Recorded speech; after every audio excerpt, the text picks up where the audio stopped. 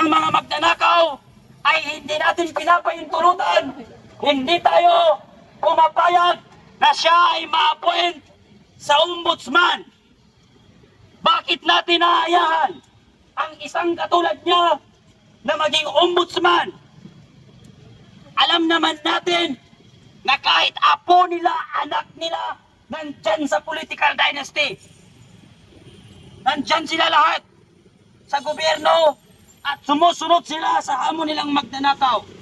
Kasi si BBM at ng mga iba pang magnanakaw na politiko.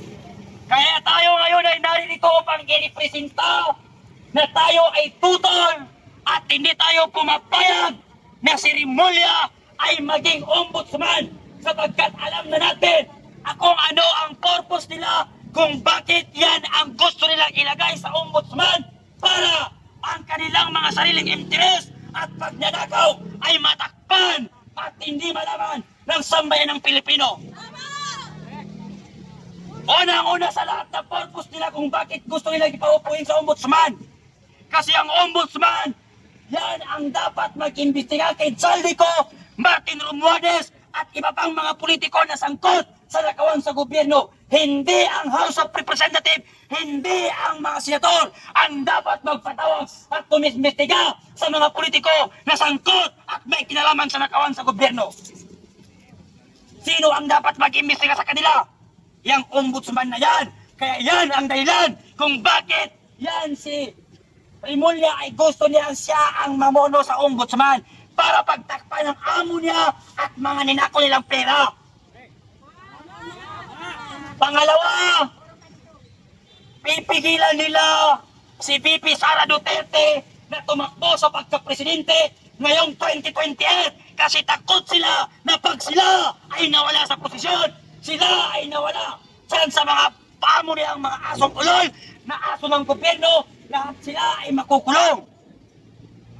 Kaya yan yung dahilan kung bakit gustong-gusto nila at atat na atat silang ipa-impeach si VP Sara.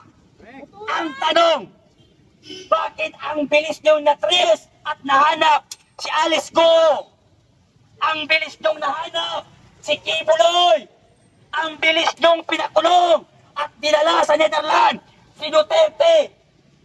Bakit ang mga magnanakaw na politiko ilang buwan na ang nakakalipas ng investigasyon ng mga yawa at putang ina na House of Representatives? Bakit wala pa rin napapanagot at nakulong? Mas nauna ba akong pinadala ng subpoena kaysa dun sa mga magnanakaw na politiko? Unang-una sa lahat, hindi ako politiko, hindi ako magnanakaw. Ang dapat na pinadala nyo ng subpoena si Martin Romualdez at si Zaldico at iba pang sangkot sa nakawan sa gobyerno. Kaya naghihirap ang Pilipino dahil sa mga politikong namunuro sa atin na walang ginawa kung hindi magnakaw at magpakasarap sa kabanang bayan. Kaya ngayon kami ay narito at humihingi kami ng tulong at saklolo dito sa Supreme Court na sana huwag ninyong ayahan o pagbigyan na si Boying Rimulya ang asong ulol ng gobyerno at bayaran ni BBM ay hindi maupo sa ombudsman. Tutulan ba natin ito? Tumututol ba tayo? Tayo ay hindi papayag sapagkat alam na natin kung ano ang kanilang gusto at kung ano ang purpose nila kung bakit yang si Boying Rimulya ang tuta ay gustong-gusto niyang maupo dyan sa ombudsman. Ang COMELEC hawak nila, ang Congress hawak nila, ang Senate hawak nila, pati ba naman ang ombudsman hahawakan ninyo?